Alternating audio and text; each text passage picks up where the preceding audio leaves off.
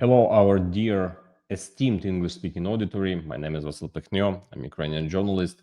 And right now I'll be describing the situation which right now we have on Pokrovsk district, that's Donetsk region, the hardest and the most tough place on the planet, in the world. So I'll describe what is going on there in the most active zone of battlefield line. So please like this video, share it, subscribe, and leave your comments below. I'll start the video with describing the latest update of battlefield situation as of November the 5th. So let's begin.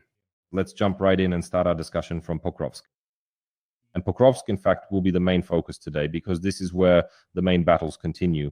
And honestly, as you know, those of you who are regular viewers, I've been saying for quite some time that in the end, the fate of Pokrovsk is clear. All these actions that are attempts to stabilize the situation are nothing more than a cover for our withdrawal. We have critical areas in Pokrovsk, more than critical, and I have been systematically addressing this issue. Have been defending this position that we need to understand and prepare for the fact that we may have to withdraw from Pokrovsk. And right now, this is nothing other than a cover operation for the withdrawal from Pokrovsk with all the resulting problems. There are plenty of problems there, and well, I don't fully understand the official communication that currently exists regarding Pokrovsk. I always assume, and I admit this, that I, like most war correspondents, analysts, and bloggers, cannot have a complete picture of what is happening. Perhaps there is some completely different, deeper plan being pursued, one that I am unaware of and cannot grasp with my mind. But being in contact with the units that are there working and serving, there is a strong desire, above all, to preserve people's lives.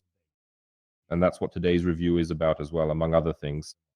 Because looking at the Mapodip state, everyone clearly understands that the positions we are holding, for example, in Sukhy Yar and Lysivka, everyone understands that logistics here are impossible. And this can be interpreted in different ways. Everyone can call it what they want, whether it's a blockade, the squeezing of units, the encirclement of units, or whatever, or whatever, or whatever. In reality, when it comes to the media situation, you need to pay attention to what's happening at the bottom of the Pokrovska bubble, because this is, in a way, it kind of resembles a bubble. So you need to watch what's happening at the bottom of this Pokrovsk and Myrnohrad agglomeration bubble. And there are a lot of questions and concerns about what's going on here, to be honest. Now, let's continue to develop this point, because unfortunately, in my opinion, and understanding of the situation in this direction, things are very, very grim. Moreover, these are not just my words. These are the words of a specific unit that has been working for a long time in the Pokrovsky direction, the Sharp Kartuzis. This is the 2nd Special Forces Detachment of the Omega Unit, National Guard of Ukraine, the Sharp Kartuzis. This is their direct quote. Things are very grim in the Pokrovsky direction. The occupiers continue to press with a huge amount of manpower. The same Sharp Kartuzis say that the intensity of movement is now so great and significant that sometimes even the pilots can't keep up. Our pilots are flying sortie after sortie to destroy those enemies who are breaking through to the city, but still can't keep up. Deep State, unlike the official communication, also says that the situation remains critical and the enemy is essentially engulfing the city, engulfing what is happening to it, because they are amassing in quite large numbers. Enemy losses are being recorded practically everywhere, in Pokrovsk and in many, many, many locations. Today, I will also highlight information about some of these critical points. Yes, the defense forces are trying to clear out and eliminate the occupiers. Drone operators play a key role in this. Intense fighting is currently taking place between Pokrovsk and Hryshyne, because this is truly an attempt to seize probably the most essential logistics route to Pokrovsk, which passes through the settlement of Hryshyne. By the way, it was in this area that the drone operators shared a video of them clearing out one of the buildings. Specifically this. The building is part of the Elektrodvahetli electric motor factory, which was being cleared by special units of the main intelligence directorate. We can now see this on the maps, primarily to prevent the logistics route in the Hryshyne area from being cut off, because this is a key section for our logistics. Obviously, special units were clearing this area. It is now known, including from the president's statements, that assault troops are also operating here. In particular, the 425th Sukhy Regiment is working in these areas. We are managing, relatively speaking, to hold positions here, let's say, in the locations to the northwest and west of the city at this main point of our logistics.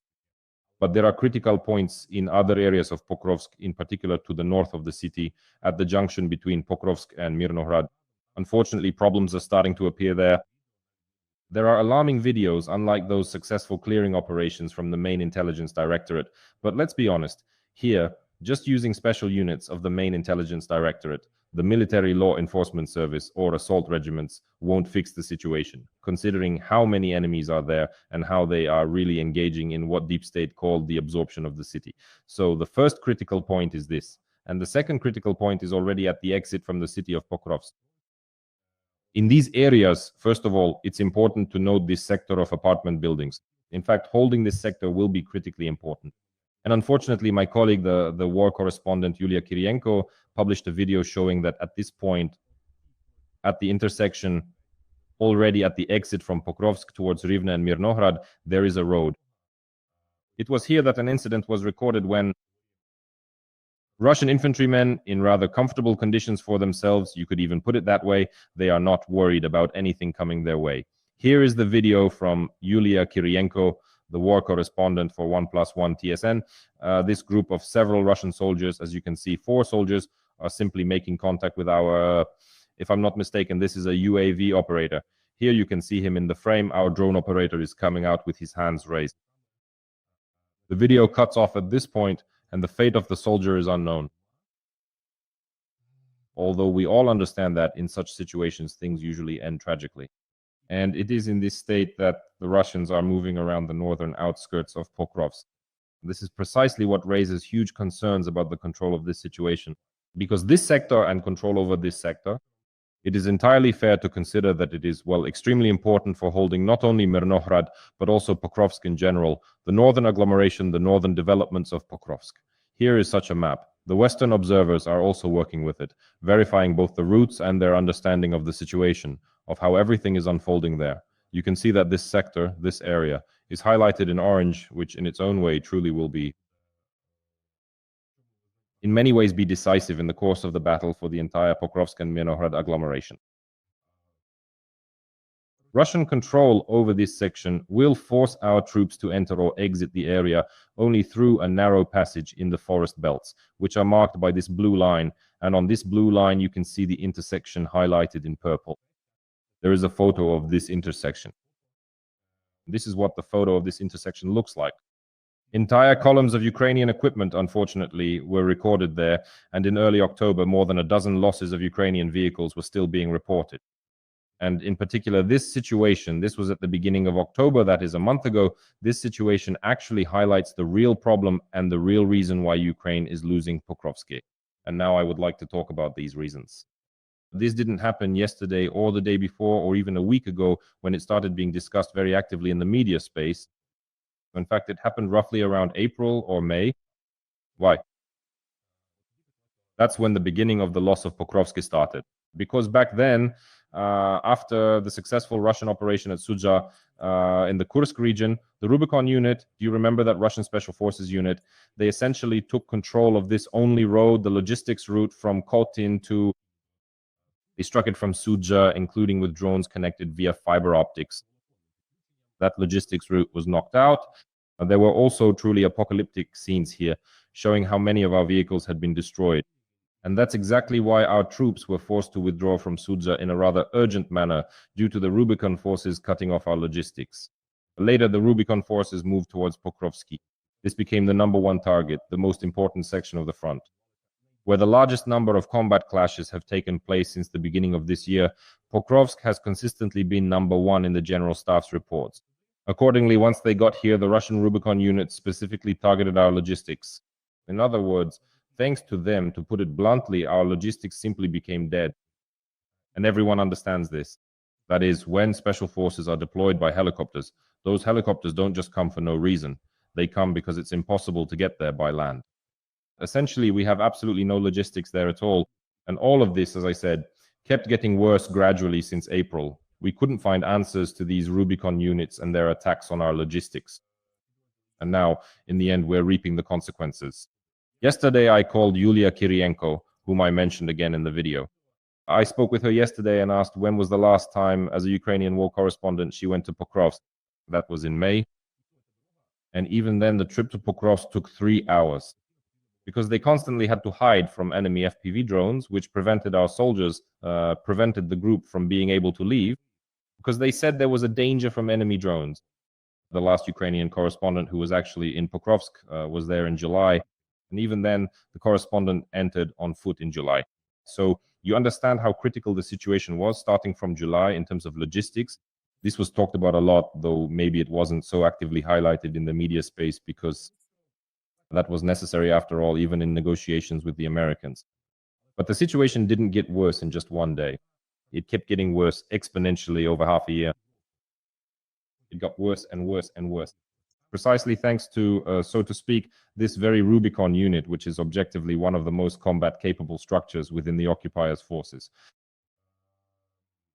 In fact, it was this very unit that laid the groundwork for the loss of Pokrovsk. Besides this, apart from Rubicon, of course, our systemic problem is a critical shortage of personnel. And I say this quoting sharp-witted officers. I mean that in reality, pilots don't even have time to kill those Russians who start actively advancing on certain positions. The Russians are not stronger than us on the battlefield in any way whatsoever. It's just that quite simply, they are often present in greater numbers. Quite simply, they are often just present in greater numbers. In some directions, we have to deal with the fact that there is only one person on our positions, one infantryman holding a position. And this infantryman tries not to reveal himself and only engages in combat in the most extreme cases. And this is a sign we are severely lacking people, infantry, and we don't have enough UAV operators. This is actually another key factor in our setbacks, along with the work of Russian drones, along with the work.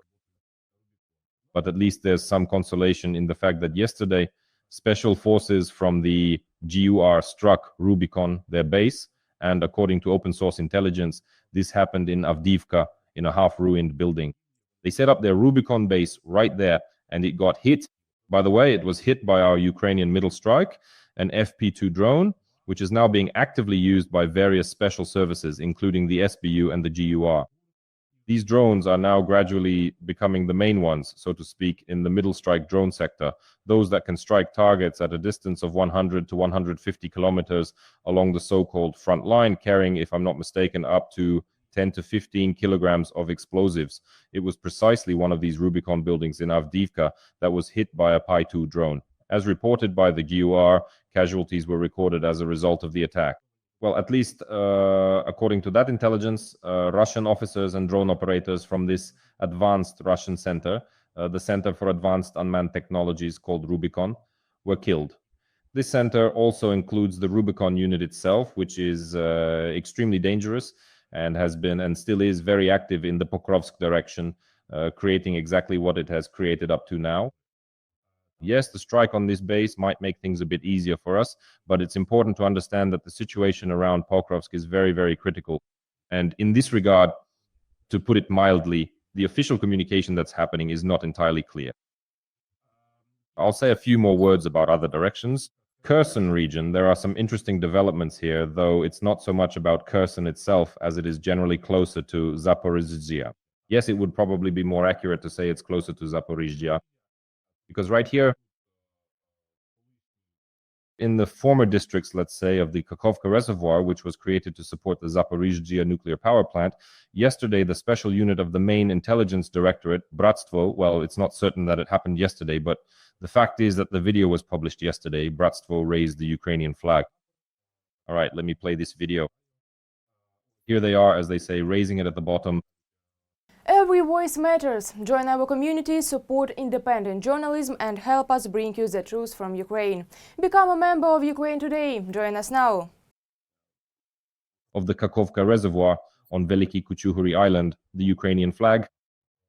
The Ukrainian flag was raised by fighters of the Bratstvo unit, which is part of the Timur special unit of the main intelligence directorate, a reconnaissance and sabotage operation in the gray zone on the territory of the former Kakhovka Reservoir. Do you know what this is? These are important actions by the HUR because I have repeatedly noted what the HUR is capable of. Playing with asymmetry, especially informational asymmetry.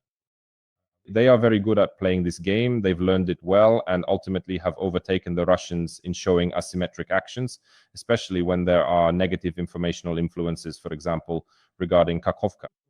The whore understands that in order to maintain the morale of the population, and not just the population, but also the Western audience, it is necessary to showcase successful operations. It's not just the HUR that does this. For example, the 3rd Assault Brigade does it constantly as well.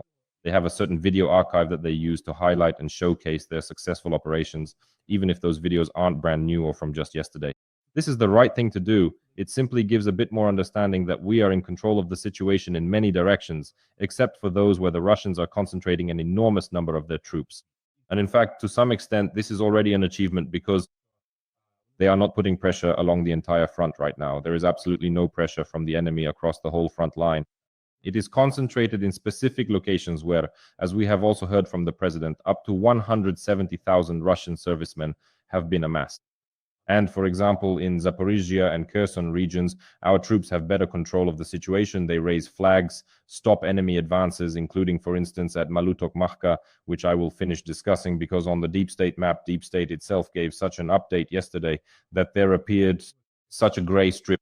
Here you can see this gray strip in the direction of the arrow, which supposedly is what this gray strip signifies. This exclusively means that the enemy is breaking through here. They are being recorded on the outskirts of Malotokmachka, but so far they have not been able to gain a foothold in the area. In principle, these are logical actions from the enemy, because right now in many locations the enemy is pressing on populated areas. This includes Malotokmachka, Lyman, Siversk, Kostiantynivka, and of course Kupiansk. Because right now, as with the situation in Pokrovsk and Myrnohrad, the decisive factor is understanding who will spend the winter where, who will be wintering in which location, whether someone will have to remain in the open field under constant threat and pressure from unmanned aerial vehicles, drones, or in basements, having the ability to hide from them because there is no greenery. And I have repeatedly said that this is the enemy's goal, to enter the settlements. For now, they have managed to reach Pokrovsk and partially Myrnohrad, although the enemy is not currently entrenched in the city, but they are on the outskirts. And we need to understand that Myrnohrad is interconnected with the Pokrovsk district. If we lose Pokrovsk, we will most likely lose Myrnohrad as well. So Pokrovsk, Myrnohrad, Kupiansk. Regarding Kupiansk, there are some positive signs. Right now, the enemy is still trying at Malotokmachka, Kostiantynivka, Lyman, and Siversk. We will see how they will also try to break into these settlements. In reality, it is already the beginning of November and they need to hurry. For now, they cannot deal with Pokrovsk. The longer the situation is dragged out there, the more the enemy will be worn down. There will be partial securing of the perimeter in order to open up logistical routes, to open up evacuation routes, most likely for our units that are sometimes in a difficult situation in the Pokrovsk direction. With this, I will conclude today's review. I mean, these 4 objectives that I have identified from our troops' perspective, it seems to me that this is correct, but if not, you can write about it in the comments. On that note, I will wrap up. Thank you for your attention, friends. Take care of yourselves. All the best, and until we meet again.